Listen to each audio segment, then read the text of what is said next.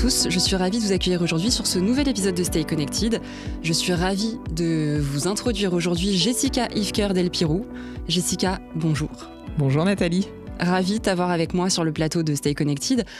Jessica, tu es la toute nouvelle CEO de la BU Commerce, Orisha Commerce.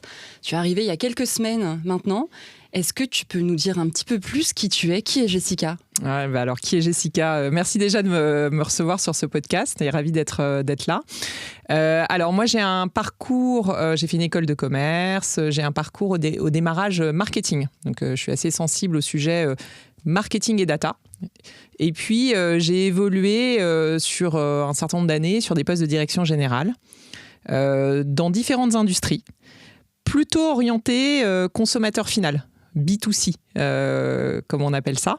Donc, et certaines industries qui ont un rapport avec Orisha, puisque j'étais chez Made.com notamment, que j'ai lancé sur le marché français. Donc Made.com, pour ceux qui ne connaissent pas, c'est plutôt un acteur du e-commerce, mais qui avait également des showrooms. Voilà, je l'ai lancé en France et en Espagne. J'ai toujours eu des postes plutôt internationaux. Et sur ces dernières années, avant de rejoindre Orisha, j'ai passé 3 ans dans un fonds d'investissement, donc comme partenaire du fonds, un fonds qui s'appelle Serena, qui est un très joli fonds français qui s'intéresse aux entreprises technologiques et aux jeunes entreprises, aux pépites technologiques de France notamment, et puis à l'international. Et j'ai accompagné un certain nombre d'entrepreneurs sur ces 3 années, et notamment des entrepreneurs du SaaS, ce qui m'a beaucoup sensibilisé à ces sujets-là. Et d'un domaine dont on va parler probablement un peu plus tard, qui s'appelle l'Applied AI, qui est en fait du SaaS augmenté par l'AI.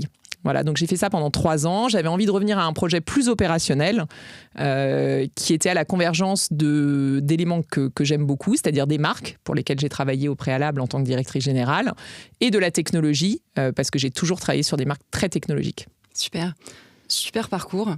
Tu parles de SaaS, tu as évoqué le SaaS.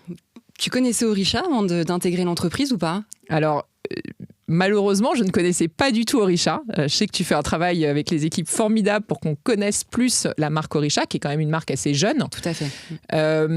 Et quelque part, c'est ce que j'ai aussi aimé. Je me souviens de mon premier rendez-vous avec Jacques Olivier, avec qui on a échangé, et je lui ai parlé pour moi d'objets non identifiés, d'objets furtifs. Je crois qu'il m'a répondu objet furtif à l'époque. Voilà, j'aime bien en fait le fait que Orisha soit quand même un groupe extrêmement puissant, et ça m'a frappé. Et en même temps, que ce soit encore une marque émergente. Donc voilà, ça c'est quelque chose qui me plaît beaucoup. C'est vrai que la marque est toute jeune, hein. Orisha fêtera ses 2 ans dans quelques jours. Il y a encore tout à faire au niveau de la notoriété, et je pense qu'en fait, effectivement, tu rejoins le momentum idéal pour pouvoir faire monter en puissance la marque. Donc on est ravis que tu nous accompagnes sur tout ça, avec ton super parcours. Toi, tu te spécialises du coup effectivement sur toute la partie commerce, retail, etc. Quand tu observes le secteur du retail aujourd'hui, selon toi, quelles sont les 3 grandes transformations qui se profilent pour 2026 ? Ouais. Alors le secteur du retail, et j'ai envie de dire le secteur du retail et du e-commerce, parce qu'aujourd'hui, Orisha Commerce, on est présent à la fois sur des sujets de points de vente, mais aussi sur du e-commerce. Et la frontière aujourd'hui entre les deux, d'ailleurs, elle est de plus en plus poreuse. C'est une des tendances de fond. Très clairement. Moi, je vais partir du consommateur final. C'est le monde dont je viens, donc le monde du B2C. Et ce consommateur final, il évolue à une vitesse grand V. Il évolue très vite aujourd'hui pour plusieurs raisons. Il évolue parce que les tendances de consommation évoluent. Donc, il va aller chercher, par exemple, plus de la première vie, mais de la seconde vie. Il évolue parce que il est sous une pression en termes de pouvoir d'achat, qui est un gros sujet pour 2026, enfin qu'il était déjà en 2025 et avant, mais qui va l'être je pense de plus en plus. Donc on voit émerger notamment des acteurs du retail très low cost qu'on voyait déjà et qui sont de plus en plus importants. Il y a eu encore récemment le sujet de Chine qui a fait pas mal parler sur les réseaux sociaux. Ouais. Donc ça, c'est une tendance de fond sur le consommateur final. Et puis on a un consommateur final qui est aussi de plus en plus dans l'immédiateté, dans le besoin de personnalisation, d'ultra-personnalisation, qui a besoin à la fois qu'on le cajole avec des codes du luxe quasiment, et qu'on soit très proche de lui. Donc tous ces éléments-là sont des ingrédients importants à prendre en compte aujourd'hui pour les marques et les retailers. Nos retailers, et on le voit au quotidien, ils sont sous une pression très importante aujourd'hui des chiffres. Généralement, c'est assez difficile pour eux de maintenir le trafic en boutique, d'où l'importance justement d'étendre les réseaux sur du wholesale ou du e-commerce, donc d'être les canaux, dans l'omnicanalité. Alors, ça fait des années qu'on parle d'omnicanalité, c'est le mot le plus galvaudé dans le secteur du retail. Moi, je parlerais d'ailleurs, parce que nous, on parle plutôt de commerce unifié. Et ça implique quelque chose de très fort en termes de tendance, qui est de mettre la data et le client au centre de toute sa techno pour pouvoir orchestrer les canaux.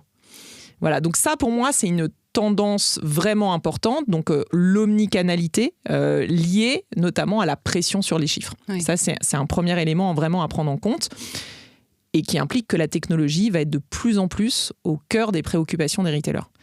Ça, c'est un premier sujet. Il y a un deuxième sujet qui est corollaire, c'est l'augmentation de la vitesse des transformations dans la technologie, notamment liée à l'IA, mais pas que, qui là aussi crée une pression supplémentaire sur nos retailers et nos e-commerçants. C'est-à-dire que hier, ils étaient capables de s'adapter, les changements sur 1 an, sur 2 ans. Aujourd'hui, c'est tous les mois qu'il y a des changements. Ouais. C'est d'autant plus important pour eux d'être accompagnés avec des acteurs comme Orisha Commerce pour pouvoir avoir un acteur à côté d'eux qui passe sa journée à explorer en fait ces innovations technologiques et à pouvoir lui servir des innovations technologiques en temps et en heure qui vont lui servir pour ses clients. Donc ça, c'est un deuxième sujet, c'est accéléré par l'IA. Et je dirais qu'une troisième tendance qui est un peu liée également à l'IA, c'est encore une fois sur la data, alors je parle beaucoup de data, c'est tout ce qui va être une meilleure gestion, que ce soit une meilleure gestion des stocks en magasin ou en e-commerce, là aussi augmentée par l'IA. C'est-à-dire que l'IA va permettre aux retailers de générer plus de chiffre d'affaires en gérant mieux leur stock et donc les tendances des consommateurs, comme je le disais, de plus en plus exigeants, mais également d'être de plus en plus dans une personnalisation. On parle aujourd'hui de solutions, notamment de clienteling, qui sont de l'ultra-personnalisation en magasin. Et ça, c'est possible, là encore une fois, parce qu'on met la data au centre et donc ça génère plus de chiffre d'affaires pour le retailer. Donc tout ça, en fait, c'est des tendances de fond. Donc l'omnicanalité dont je parlais, toute la tendance autour donc du chiffre d'affaires complémentaire, l'accélération des tendances autour de l'IA. Donc je t'en ai pas cité 3, je t'en ai cité probablement plus qui sont liés à ça. Les mots à retenir, c'est la data au centre, l'ultra-personnalisation et l'accélération des tendances technologiques qui obligent en fait ces acteurs du retail à être bien accompagnés. Ouais. La tendance de fond, et c'est même pas une tendance finalement, c'est une réalité. Hein. Notre CTO en parle tous les jours d'IA, tu en as parlé aussi. Il y a une innovation qui t'a bluffé dernièrement en France, mais aussi à l'international, dans le secteur du retail? Il y en a beaucoup. Je dirais même que le secteur du commerce et du retail, probablement au sein d'Orisha, alors pas dire que c'est de la BU la plus transformative via l'IA, mais quelque part un peu. J'ai l'impression que la tendance de l'IA au sein du retail, elle est très très forte et l'adoption est très rapide. Je vais citer un exemple qui est une start-up que j'ai côtoyé, appuyé, aidé, mentoré quand j'étais chez Serena, qui s'appelle Clio, et qui est une start-up d'IA conversationnelle. Alors, qu'est-ce que c'est l'IA conversationnelle ? Moi, j'ai une conviction assez forte, c'est que demain, Nathalie, toi, quand tu iras sur un site e-commerce, tu vas plus forcément aller dans les petites barres pour aller chercher une veste. Tu taperas dans la barre de navigation « J'ai un mariage ce week-end, est-ce que tu peux me composer une tenue ?» Et cette barre de navigation, aujourd'hui, elle est en haut, mais demain, tu rentreras dans un site comme ça. Tu rentreras avec une conversation avec Incroyable. une IA qui te conseillera. Ce qui est déjà le cas sur ChatGPT, c'est déjà une IA conversationnelle, mais non nourrie des catalogues des marques. Ouais. Donc, si les marques arrivent à nourrir ces IA de leur catalogue, tu rentreras dans une IA conversationnelle et tu pourras converser avec l'IA qui ira te chercher sur le site les meilleures options pour toi. Donc ça, c'est ce que fait Clio, notamment sur le secteur du tourisme, qui est un secteur très challengé par l'IA. Et on peut imaginer effectivement la même chose aujourd'hui sur le e-commerce, avec une tendance déclinante assez forte des recherches sur Google et de plus en plus forte sur des IA conversationnelles. Et du coup, cet apport d'IA, notamment avec Clio, est-ce que du coup nous permet de dire qu'aujourd'hui, le consommateur devient un consommateur augmenté ? Alors, le consommateur devient un consommateur averti, augmenté, ce qui, encore une fois, oblige les marques parce que le niveau d'exigence est de plus en plus fort. Ouais. On peut imaginer, et c'est le cas, je reprends l'exemple du tourisme. Dans le tourisme, aujourd'hui, ça devient très compliqué pour une agence de tourisme parce que ChatGPT te produit ton voyage. Ouais. Bon, demain, il faut que ces IA conversationnelles soient extrêmement prescriptives sur les marques qui seront dedans. Et donc, les marques ont intérêt à s'approprier ces IA conversationnelles, qu'elles soient extérieures comme ChatGPT, et encore mieux quand elles sont internes et qu'elles peuvent permettre de recommander des produits.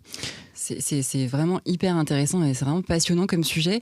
Moi, si je recentre du coup le propos et ta vision qui est ultra visionnaire, pour être un peu redondante, si on recentre du coup le propos sur nos clients, est-ce que du coup demain, ne pas intégrer l'IA dans son commerce, c'est une faute stratégique ou une erreur en tout cas ? Ouais, alors je vais pas citer une CEO du commerce que j'ai lu très récemment sur LinkedIn et qui en parlait et qui disait effectivement que quand on est un retailer aujourd'hui, ne pas intégrer la data et donc l'IA est quasiment une faute professionnelle. Ouais. Parce que l'un des gros sujets, je vais revenir sur quelque chose de très pragmatique, qui est la gestion des stocks. Aujourd'hui, ce qui malheureusement a mis à mal un certain nombre de retailers, et on voit des annonces régulières, c'est la gestion des stocks. Parce que le stock, c'est un énorme coût pour le retailer. Donc, ne pas gérer aujourd'hui, ne pas utiliser l'IA et ne pas utiliser la data pour gérer ses stocks, c'est effectivement un vrai questionnement pour un retailer. Ouais. C'est vraiment je ne peux pas dire une faute, je ne sais pas si le mot est bon, mais en tout cas, c'est un vrai sujet. Jessica, si on se focalise du coup sur ta feuille de route concernant Orisha Commerce, voilà, si on se recentre du coup sur ta BU, comment tu vois les choses ? Quels sont les grands jalons stratégiques ? Voilà, c'est quoi tes challenges en fait ? Alors peut-être que je peux faire déjà une petite introduction. Je pense que tout le monde connaît Orisha Commerce et en même temps peut-être de manière un peu floue. Juste pour récapituler ce qu'on fait déjà chez Orisha Commerce, on va servir des retailers qui vont être des très gros retailers. Donc parmi nos clients, on va avoir Decathlon. On est très fiers de servir aussi ADO, Seraclès, qui est le groupe Sport 2000 ou Intersport. Donc on va être sur des très gros acteurs, mais on va aussi aller servir des acteurs de proximité ou des acteurs de niche. On est un des acteurs leaders sur tous les tabacs presse, les boulangeries. On est aussi présent dans les boulangeries. On est l'acteur leader sur tout ce qui va être concessionnaire moto.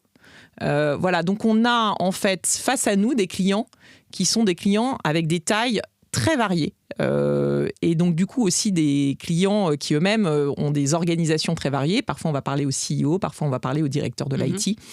Donc ça c'est la diversité de notre produit. Et puis on parle également de RP dans certains cas, surtout quand on est dans des acteurs de petite taille où là on va vraiment servir de RP, de service pour l'encaissement de POS quand on parle de gros acteurs comme ADO, qu'on va servir essentiellement là-dessus. Oui. Mais on a aussi, depuis maintenant plus d'1 an, pas mal de solutions sur le e-commerce. Voilà, d'où cette stratégie qui a été posée avant que j'arrive, de dire qu'on souhaite être le leader européen du commerce unifié.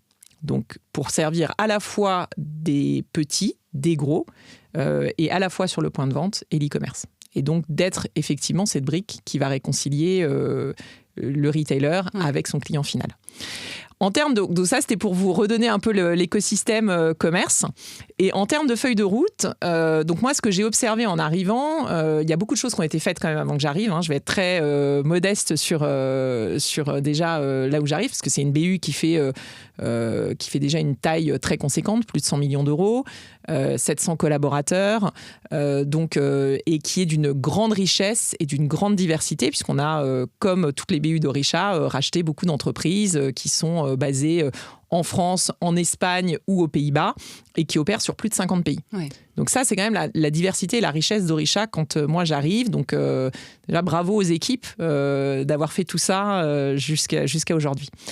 Ce que j'ai constaté, en revanche, c'est que pour aller chercher l'étape de croissance d'Orisha sur la suite, il faut qu'on travaille beaucoup plus de manière unifiée, nous aussi. Donc c'est bien beau de dire à nos clients il faut que vous ayez un commerce unifié, mais nous aussi, il faut qu'on soit beaucoup plus unifié. Et être unifié, c'est quoi ? C'est avoir une organisation de business unit qui est une organisation, puisque comme on a racheté des boîtes, forcément, on a plein d'organisations. Voilà. Donc mon premier rôle, ça va être de vraiment créer cette dynamique-là, d'être one team au sein de la BU et de poser l'organisation qui va bien pour être vraiment one team. Et ça va nous servir à quoi ? Ça va nous servir demain à être capable d'être devant un client et de lui dire oui, on a bien tout ce portefeuille de solutions et on peut vous l'apporter. Et moi, en tant qu'acteur et collaborateur d'Orisha, je suis capable de vous parler à la fois du point de vente et de l'e-commerce. Ouais. Ça, c'est vraiment important. Ça, c'est une première brique de stratégie. Deuxième brique de stratégie, la stratégie produit. Parce que le corollaire de ce que je viens de dire, c'est que du coup, on a plein de produits. Et ces produits, il faut rendre tout cela digeste et articulé pour nos clients. Donc, on travaille très activement là-dessus, avec notamment des sujets d'intégration technologique. Donc ça, c'est la deuxième brique. La troisième brique, c'est l'international. Continuer, c'est vraiment une des forces de la BU, c'est d'être très présent à l'international. Moi, j'ai toujours travaillé à l'international, donc c'est quelque chose qui est important pour moi également. Donc, c'est de réussir à continuer cette expansion internationale et justement à faire en sorte que certains produits qui sont des pépites aux Pays-Bas puissent s'exporter sur la France ou l'Espagne. Donc ça, c'est une troisième brique. Et je dirais que la quatrième brique, c'est la brique innovation. Tu l'auras compris, moi j'ai beaucoup travaillé avec des entrepreneurs, je suis très sensible à ce sujet-là. Donc c'est continuer à apporter de l'innovation au sein de nos produits et avoir une roadmap très claire là-dessus et pouvoir l'exposer à nos clients. Super. Jessica, en tant que CEO, du coup, tu as fraîchement intégré le COMEX d'Orisha. Comment tu imagines ton rôle, toi, pour vraiment embarquer tes équipes dans cette phase d'hyper-accélération, finalement, pour ta BU ? Alors, on est en phase d'hyper-accélération et d'hyper-transformation. Donc, forcément, c'est un vrai challenge pour les équipes en interne. Et encore une fois, j'en profite pour dire qu'elles font déjà un travail formidable. Moi, je suis assez adepte d'un concept qui, finalement, est assez peu connu en France, qui s'appelle le servant leadership, qui est un concept qui date des années 70 aux US, qui a été monté par un docteur dont le nom m'échappe à l'instant, mais peu importe. Et le sujet, c'est le suivant, c'est de dire que la posture de leader, en fait, elle doit pas être, elle doit être là pour servir tes collaborateurs. Donc, en fait, moi, je suis beaucoup sur des sujets qui sont... on a tous une vision très claire, donc de donner bien la vision et ensuite d'aider les collaborateurs à pouvoir servir cette vision en les aidant au quotidien. Donc c'est vraiment comment je peux t'aider à accomplir ta tâche. Oui. Qu'est-ce que tu attends de moi en tant que leader pour t'aider à accomplir ta mission ? Voilà, donc ça, je pense que c'est vraiment important, c'est donner évidemment la vision et puis les accompagner au quotidien parce que on est une organisation qui est malgré tout complexe et donc tout ce que je peux débloquer, je vois mon rôle vraiment comme ça, comme un facilitateur, une facilitatrice plutôt, pour mes collaborateurs. Donc c'est vraiment important pour moi et d'être très pragmatique. Je pense qu'on a besoin aussi de beaucoup de pragmatisme, beaucoup de courage au quotidien, prendre des décisions. Et permettre aux gens d'avancer. Et il y a un point qu'on n'a pas soulevé, Jessica, c'est que tu n'es pas la première femme au sein du COMEX d'Orisha, mais tu es la première CEO de BU. Oui, effectivement. Alors, ravie d'être la première CEO de BU. J'espère surtout que je ne serai pas la dernière. Moi, j'en profite parce que tu me tends la perche pour te parler de diversité plus globalement et de diversité dans la tech. C'est un enjeu qui, pour moi, est majeur, qui est sérieux et majeur. parce que la tech, c'est l'économie de demain. En tout cas, c'est ma conviction. La tech sera partout dans tous les secteurs d'activité. Avoir des femmes dans la tech, c'est essentiel pour être représentatif et avoir de la diversité au global, c'est essentiel. Moi, je me suis toujours vraiment intéressée à ce sujet-là. J'ai travaillé il y a très longtemps comme administratrice d'un incubateur pour les femmes. J'ai toujours eu à cœur que les équipes soient le plus diversifiées possible et de chercher notamment des leaders. Et on en a dans les équipes des leaders femmes au sein des équipes tech et R&D. Voilà, donc c'est un sujet qui me tient particulièrement à cœur. Je te remercie de l'avoir soulevé. Et encore une fois, j'espère surtout ne pas être la dernière. Et voilà, on a beaucoup de femmes très brillantes, en tout cas dans la BU Commerce. Donc, plein de futurs leaders et patronnes de BU. On avait d'ailleurs reçu Flora sur un sujet avec une ancienne ministre, du coup, Elisabeth Moreno, sur le sujet, effectivement, de la place de la femme dans la tech. Et Flora était intervenue. Donc, Flora... Flora, qui est une des leaders importantes de la BU Commerce et qui tient parfaitement son rôle de leader, au-delà d'être une femme. Et c'est ça qui est aussi important, c'est que c'est pas, il n'y a pas un leadership féminin, il y a un leadership. Et il faut juste plus de femmes et je pense que Flora est un très bon rôle modèle sur ce sujet-là. Avis partagé. Jessica, j'étais ravie de t'avoir avec moi aujourd'hui sur le plateau de Stay Connected et j'espère qu'on aura l'occasion d'en refaire d'autres sur d'autres sujets, notamment de l'IA dans le retail, etc. Je suis convaincue qu'il y a plein de choses à dire et plein de choses à faire ensemble. Donc, merci encore. Et merci à toi. Un petit mot pour la fin, peut-être ? Non, juste, j'en profite pour une nouvelle fois remercier les équipes. Je pense qu'on fait tous un travail de fond pour nos clients. Et voilà, et je sais que j'ai la chance d'avoir aussi découvert des équipes qui sont d'un très bon niveau au sein de la BU Commerce et très engagées. Voilà, et ça, c'est un plaisir au quotidien. Merci Jessica. Merci à toi. À bientôt sur Stay Connected.